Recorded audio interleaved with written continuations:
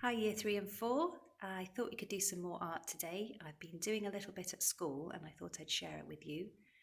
Looking at the clouds that Charlie Mackesy does in his work, and he uses watercolour or ink, but I think I've got a sneaky trick to show you about how we can do something very similar using really simple materials that you should have at home. I hope you enjoy it. Okay, so the sneaky trick I'm going to show you is to use a black felt tip pen. And you need a brush and a pot of water. Now you could actually use a wet finger, but if you've got a brush, even better. Now I'm going to begin by drawing a cloud shape.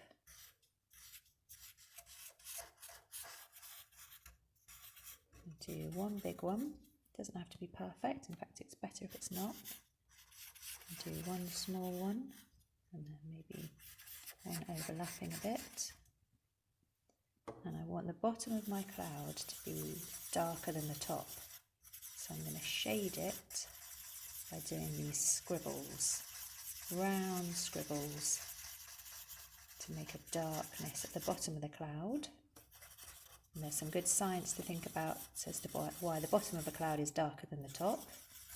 It could be to do with the amount of water vapour that's collecting in the bottom of the cloud, ready to make a rainstorm.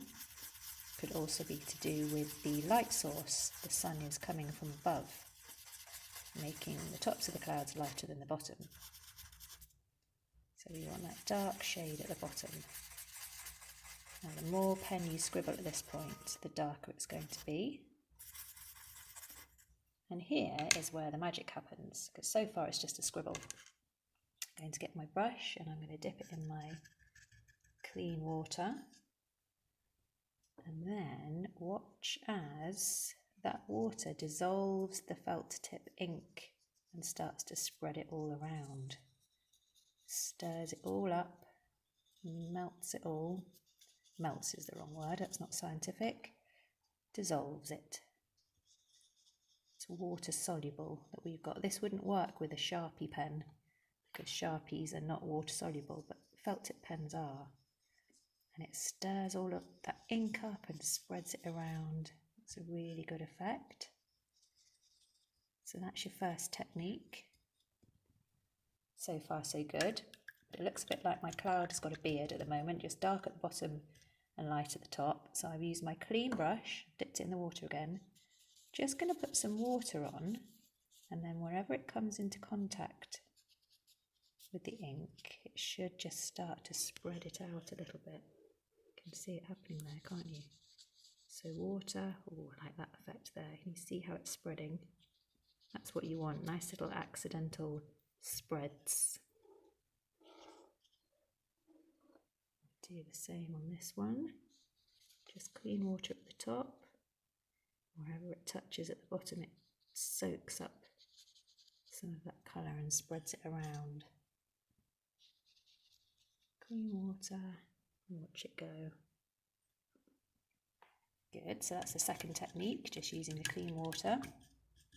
Third technique is quite a fun one. I'm going to put some invisible lines of water, and when they join the cloud, they should draw down some rain. It looks like we've got rain coming off the bottom of our cloud then. Actually see it raining down, what a cool effect. I've got mine at an angle because I want it to look like the rain is blowing a little bit in the wind. Let's have some rain on this one as well. So you can see I'm dragging my brush up from the bottom, and when it touches the top it picks up that ink and pulls it down. So that's a pretty cool effect, I think. Now I made some smudges at the end, but that's okay, nothing is perfect. Now you could even put your own inspirational quote on the bits of dry paper up here. You mustn't use your pen now on anything wet because it will just ruin your pen. Then you'll have no felt tip pens left. But you could put a little quote up here in your neatest writing. I'm going to go for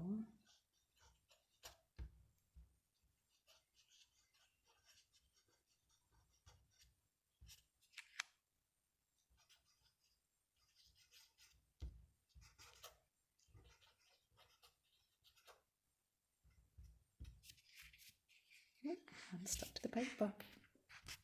Excuse me. There we go.